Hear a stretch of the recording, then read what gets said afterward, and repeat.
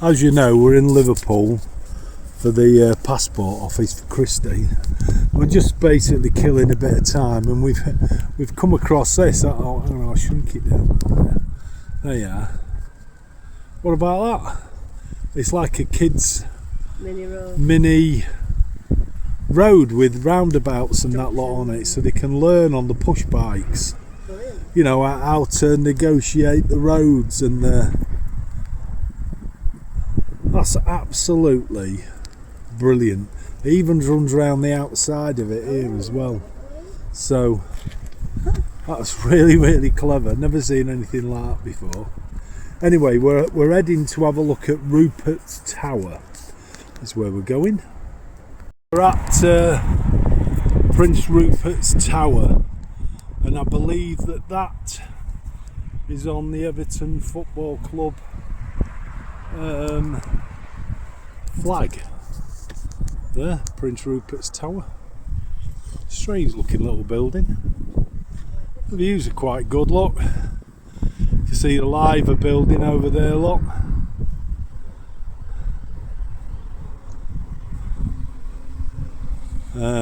You can just see, which I think is the top of the cathedral over there behind the trees.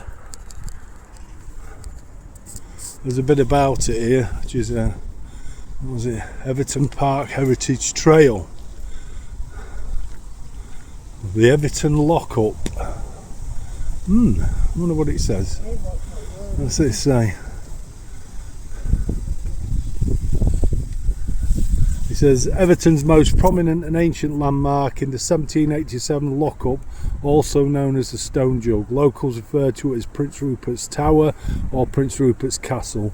Both are erroneous references because the Prince had been in Everton for 143 years earlier with his royalist army.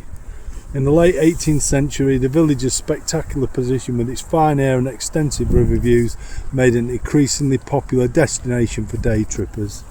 The opportunity to visit Everton's famous toffee shop, as well as the cottage used by Prince Rupert during the English Civil War, further increased visitor numbers. Rupert's cottage became a target of souvenir hunters who pulled chunks of stone from its wall. The lockup was erected on the behest of Everton elders to house those drunks and unruly revellers overnight who'd outstayed their welcome. The lockup became synonymous with the district and was later featured on the badge of Everton Football Club. Local folklore suggests that a tunnel ran towards the River Mersey under the lockup's floor. However, those in course incarcerated overnight would confirm that it had a solid foundation.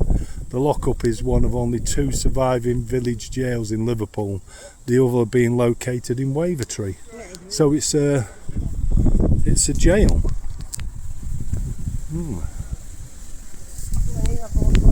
There you go, a bit more of a close-up of it. So that's where they locked up drunks then. And that's on Everton's flag. Okay, a few more interesting facts for you.